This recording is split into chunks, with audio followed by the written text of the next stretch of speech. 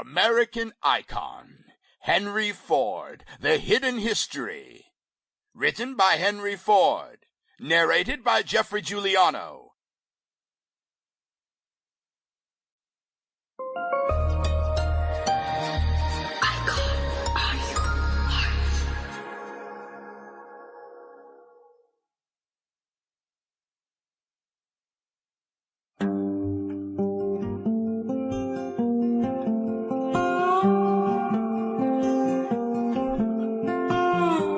Henry Ford, born July 30th, 1863, was an American captain of industry and a business magnate, the founder of the Ford Motor Company and the sponsor of the development of the assembly line technique of mass production. Although Ford did not invent the automobile nor the assembly line, he developed and manufactured the first automobile that many middle-class Americans could afford. In so doing, Ford converted the automobile from an expensive curiosity into a practical convenience which would profoundly impact the landscape of the 20th century. His introduction of the Model T automobile revolutionized transport and American industry. As the owner of the Ford Motor Company, he became one of the richest and best-known people in the world. He is credited with Fordism, mass production of inexpensive goods coupled with high wages for workers. Ford had a global vision, with consumerism as the key to peace. His intense commitment to systematically lowering costs resulted in many technical and business innovations, including a franchise system that put dealerships throughout most of North America and in major cities on 6 continents. Ford left most of his vast wealth to the Ford Foundation and arranged for his family to control the company permanently.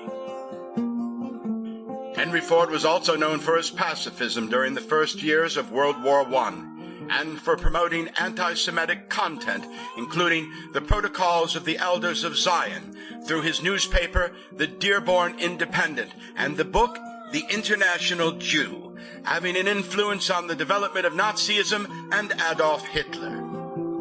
Henry Ford was truly an American original.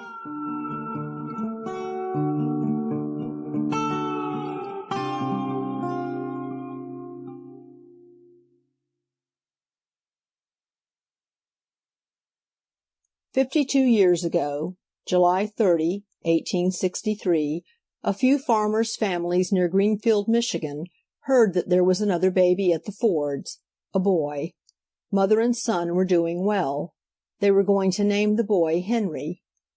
26 years later a little neighborhood on the edge of Detroit was amused to hear that the man Ford, who had just built the little white house on the corner, had a notion that he could invent something.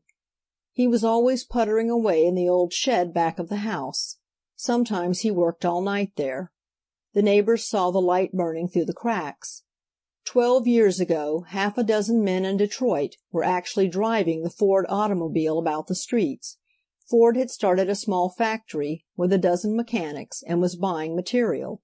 It was freely predicted that the venture would never come to much.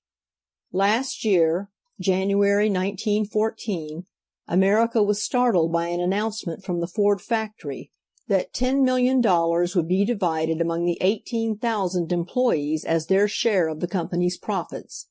Henry Ford was a multimillionaire, and America regarded him with awe. Mankind must have its hero. The demand for him is more insistent than hunger, more inexorable than cold or fear. Before a race builds houses or prepares food with its hands, it creates in its mind that demigod, that Superman, standing on a higher plane than the rest of humanity, more admirable, more powerful than the others.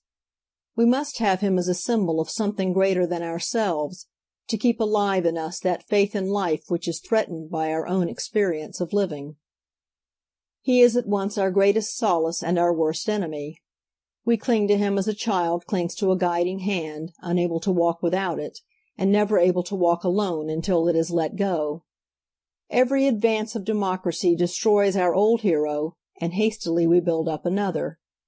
When science has exorcised Jove, and real estate promoters have subdivided the Olympian heights, we desert the old altars to kneel Sample complete. Ready to continue?